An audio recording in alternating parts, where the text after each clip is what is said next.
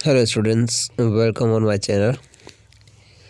Second year humanities में history के student MLSU के सिलेबस में जो क्वेश्चन हम कर रहे हैं उसके 2 वीडियो मैं आपको दे चुका हूँ। तीसरा ये वीडियो हम पढ़ रहे हैं और एजुकेशन का जो हम ये क्वेश्चन कर रहे हैं ये है, अपना सवाल बैठ सकता है आपका कि ब्रिटिश शासनकाल में भारत के अंदर शिक्षा की व्यवस्था जो थी उसका क्या प्रभाव पड़ा भारतीयों पर, और शिक्षा में जो सुधार हुए वो कैसे क्या हुए, ये हम पढ़ रहे थे। 1920 तक की शिक्षा का जो चरण 4 थे वो 4 चरण हम देख लिए थे। बात करते हैं 5वें चरण के बारे में। आइए देखते हैं इस चरण में क्या हुआ। 5वां चरण जो है 1921 से लेकर के 1947 यानी भारत की आज़ादी तक का सफ़र तय किया था इस चरण ने। इस चरण में क्या क्या इंस्टीट्यूशन खोले गए, शिक्षा पर क्या क्या बातें हुई, ये हम देखते हैं इस वीडियो में। ये चरण था जब भारतीय नियंत्रण में आ चुकी थी शिक्षा। मॉन्टफोर्ट एक्ट 1919 ईस्वी के प्रस्ताव में भारतीय हस्तांतरित विषयों का प्रशासन प्रांतीय विधायिका के जिम्मेदार के मंत्री में हाथ में आ गया था। मतलब इस समय जो है मॉन्टफोर्ट एक्ट 1919 के प्रस्ताव से जो भारतीयकरण होना शुरू हो गया था शिक्षा का, यानी शिक्षा जो भारतीय हाथों में आना शुरू हो गई थी। इसके परिणाम स्वरूप सभी स्तर की शिक्षा में अपूर्व विकास हुआ है। क्या क्या विकास है इस समय? कुछ महत्वपूर्ण विकास इस प्रकार से थे। क्या है? विश्वविद्यालयों की संख्या में विकास हुई। क्या विकास हुए विश्वविद्यालयों की संख्या में? 1947 में जो 20 थी, माफ़ करिए, 1947 में जो इसकी संख्या जो है 20 पहुँच गई थी, यानी कि विश्वविद्यालय जो भारत में 20 हो चुके थे। सैंडलर कमीशन की सिफारिशों पर आधारित सुधारों को लागू करने से उच्च शिक्षा की स्थिति में सुधार हुआ। 1924 ईस्वी में अंतर विश्वविद्यालय बोर्ड की स्थापना हुई। ये सवाल आपका 1 नंबर से पूछा जा सकता है। 2 नंबर का अंतर विश्वविद्यालय की स्थापना या अंतर विश्वविद्यालय बोर्ड की स्थापना 1924 में हुई थी। अंतर महाविद्यालय एवं अंतर विश्वविद्यालय क्रियाकलाप की शुरुआत भी हुई थी इसी चरण में। महिलाओं की शिक्षा तथा पिछड़े वर्ग के लोगों को लोकप्रिय मिशनरियों द्वारा दिए गए अनुदान से उन्हें शिक्षा के क्षेत्र में महत्वपूर्ण सफलता मिली थी, यानी कि महिलाओं को और निम्न वर्ग को। उसके बाद हम पढ़ते हैं शिक्षा के इसी चरण के सुधार में एक हार्टोग समिति की रिपोर्ट थी। हार्टोग समिति की रिपोर्ट क्या थी? ब्रिटिश भारत में हुई शिक्षा में विकास पर विवरण देने एवं इस क्षेत्र में संभावित वृद्धि के अन्वेषण के लिए सैंडलर कमीशन ने सर फिलिप जोसेफ की अध्यक्षता में, यानी सैंडलर कमीशन अपन पहले ही पढ़ चुके, एक 5 सदस्यीय समिति मई 1928 में गठन किया। इसी समिति का जो है वो नाम जो है हार्टोग समिति है।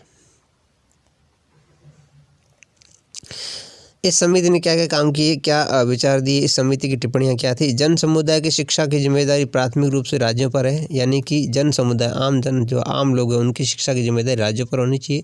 सभी के लिए शैक्षिक सुविधाएं पूर्णतया स्थानीय समितियों की दया पर नहीं छोड़ी जानी चाहिए, यानी स्थानीय समितियाँ जो हो ग्राउंड लेवल पर, उन समितियों पर शिक्षा का भार नहीं दिया जाना चाहिए। राज्य जो है इसका ध्यान रखे। माध्यमिक शिक्षा की आम स्थिति संतोषपूर्ण थी, परंतु बड़ी संख्या में माध्यमिक परीक्षा की असफलता विस्मयकारी थी, यानी जो माध्यमिक परीक्षा जो सफल नहीं हो पा रही थी उसकी चिंता की बात करी है। ऐकिक विश्वविद्यालय अपर्याप्त थे। इन सभी में बड़ी संख्या में अयोग्य विद्यार्थी भरे हुए थे, यानी कि योग्यता नहीं थी विद्यार्थियों में कोई भी। अंत में शिक्षकों के वेतन में सुधार की आवश्यकता, निरीक्षक वर्ग में वृद्धि करना, पाठ्यक्रम में सुधार, कॉलेजों में शैक्षिक कार्य पर दबाव, यौन शिक्षा तथा अन्य समक्षेत्रीय विषयों के अध्ययन में सुधार करना था। ये सारी बातें जो है वो इस समिति की थी, हार्टोग समिति की।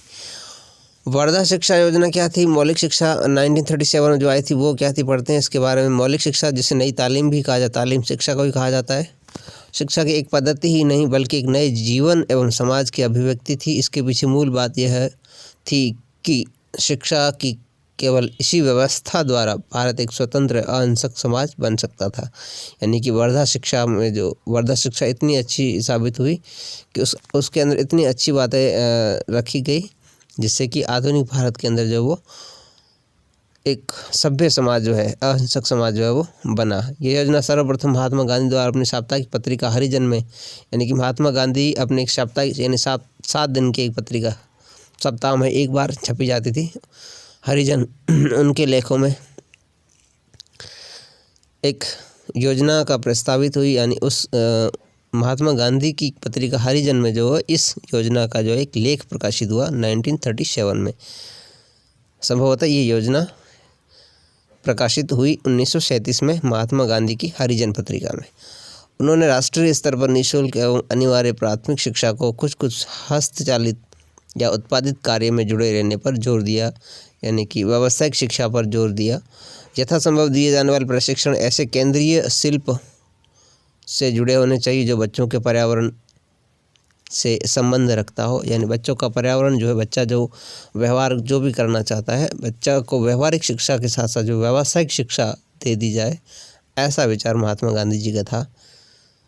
जिससे कि भारत की उस समय की स्थिति जो थी, जिससे कहा जा सकता है कि एक व्यावसायिक शिक्षा।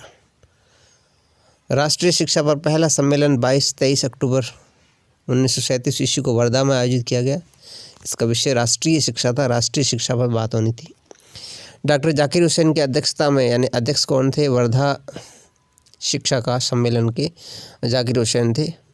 पाठ्यक्रम तैयार करने के लिए एक समिति का गठन किया गया, जिससे इस समिति द्वारा दिसंबर 1937 को पूरा किया गया। पाठ्यक्रम पर बात हुई थी।